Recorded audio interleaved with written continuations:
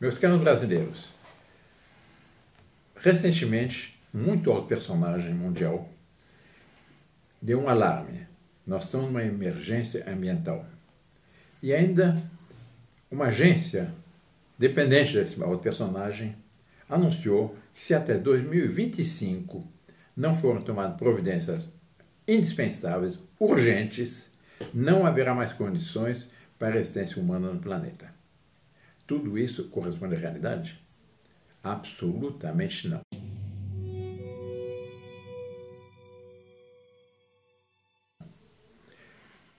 Os próprios ONU também estão participando desse pânico, criando esse pânico em torno da questão ambiental. Isso corresponde à realidade? Absolutamente não. Agora, eu tenho uma muito boa notícia, que é um documento aparecido num site americano, American Thinker, de Jacques Hellner, cujo título é Green Doomsayers Have Been Wrong Every Time. Os verdinhos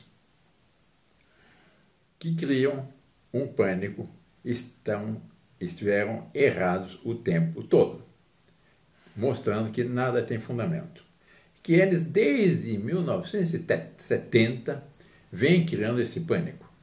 Já em 1970, portanto, praticamente há 49 anos atrás, no Dia Mundial da Terra, a ONU previa um desastre se o aquecimento global não for revertido, e um alto funcionário ambiental da ONU diz que nações inteiras podem ser apagadas da face da Terra pelo aumento do nível do mar se a tendência ao aquecimento global não for revertido até o ano 2000.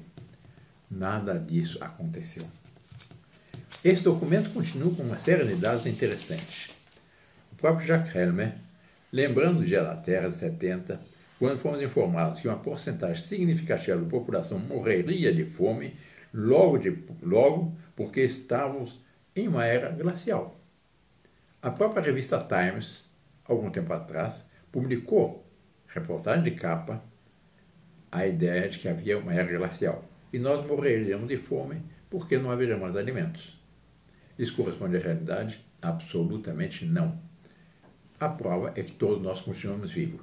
Naquele tempo, a população do mundo era de 3 bilhões e 700 mil habitantes.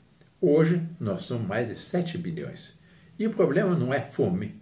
O problema do mundo, um dos principais problemas do mundo, é obesidade. Não quer dizer que não haja certas regiões que, por causa de regimes comunistas, regimes socialistas, outras organizações, etc., não haja fome. Mas são pontos restritos e são exceções. No Brasil, um dos problemas de saúde é a obesidade. Nos Estados Unidos, nem se fala. Na Europa também. O problema é a obesidade, que está sobrando alimentos.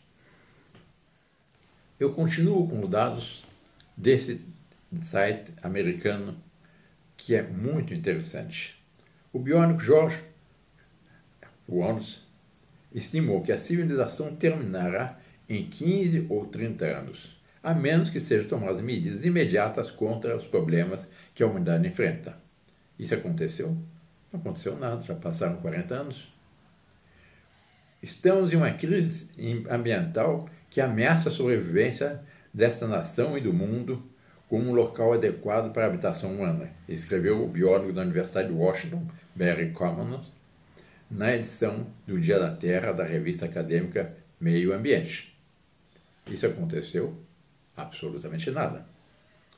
No dia seguinte ao primeiro Dia da Terra, a página editorial do New York Times alertou: o homem deve parar a poluição e conservar os seus recursos, não apenas para melhorar a existência, mas para salvar a raça da deterioração intolerável e possível extinção. Isso aconteceu? Nada. A população superará inevitavelmente e completamente qualquer pequeno aumento no suprimento de alimentos que fizermos, disse o tão laureado Paul Ehrlich, com confiança de cientista que está na onda, edição de abril da revista Mademoiselle. A taxa de mortalidade aumentará até pelo menos 100 a 200 milhões de pessoas por ano, que iriam morrer de fome nos próximos anos, 10 anos. Isso aconteceu? Nada. Pelo contrário, estão sobrando alimentos. A maioria das pessoas morrerão no maior cataclisma da história do homem, que escreveu Paul Ehrlich em ensaio em 1969, intitulado Ecocatástrofe. Em 1975, alguns especialistas acreditam que a escassez de alimentos aumentará o nível atual da fome e fome no mundo em proporções incríveis. Outros especialistas mais otimistas pensam que a colisão definitiva entre a população e a produção de alimentos não ocorrerá senão até 1980. Faltou alimentos? Absolutamente não. Pelo contrário, tudo isso está sendo desmentido pelos fatos. Continuam. O mesmo Ehrlich esboçou seu centenário mais alarmista na edição da revista Progressive, do Dia da Terra de 1970, assegurando aos leitores que entre 1980 e 1989, cerca de 4 bilhões de pessoas, incluindo 65 milhões de americanos, iriam perecer na grande liquidação. Não aconteceu nada. O problema nos Estados Unidos continua sendo a obesidade. Continua. Já é tarde demais para evitar a fome em massa, declarou Dennis Hayes, organizadora-chefe do Dia da Terra, na edição da primavera de 1970 do The Living Wilderness. Não aconteceu nada também. Paul Gunther, professor da North Texas State University, escreveu em 1970, textual: os demógrafos concordam quase por unanimidade no seguinte calendário sombrio de 1900.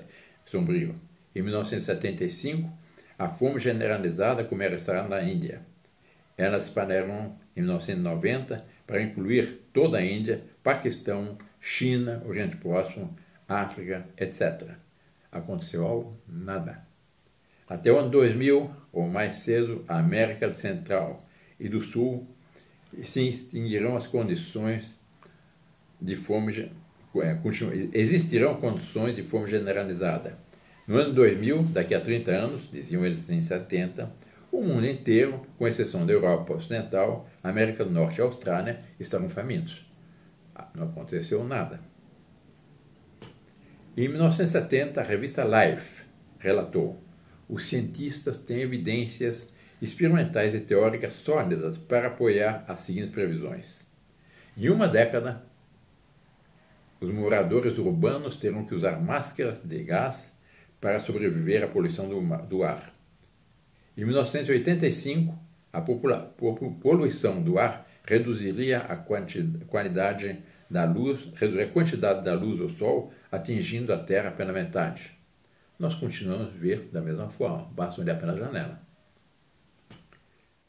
O ecologista Kenneth Watt disse à Times: na atual taxa de acúmulo de nitrogênio, é apenas uma questão de tempo até que a luz seja filtrada da atmosfera e nenhuma das nossas terras será utilizável.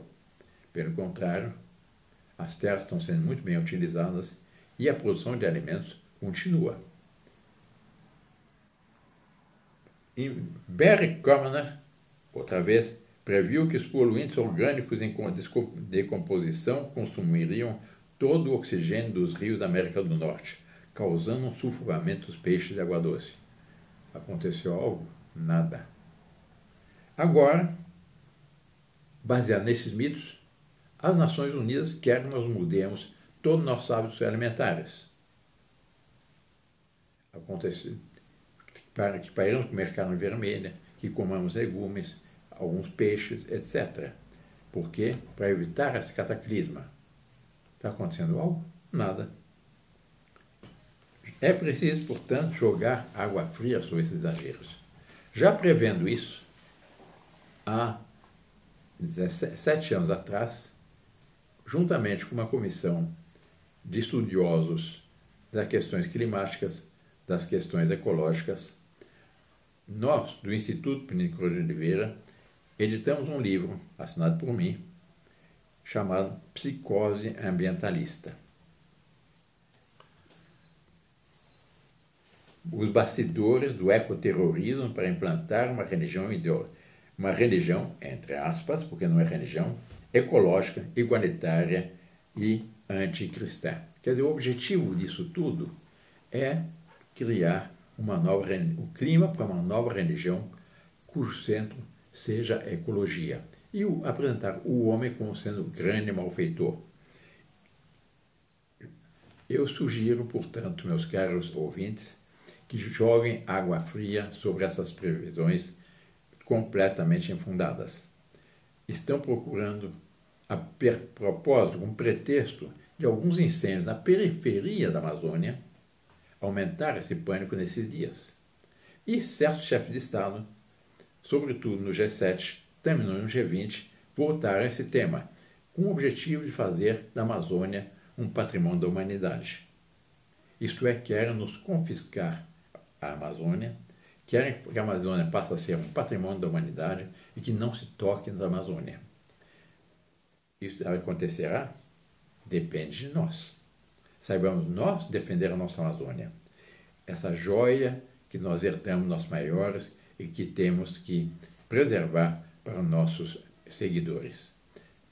Joguem água fria sobre esses mitos, clique aqui, difunda essas ideias e não permitamos, não cedamos 1 milímetro dessa nossa joia, que é uma herança fantástica que nós recebemos.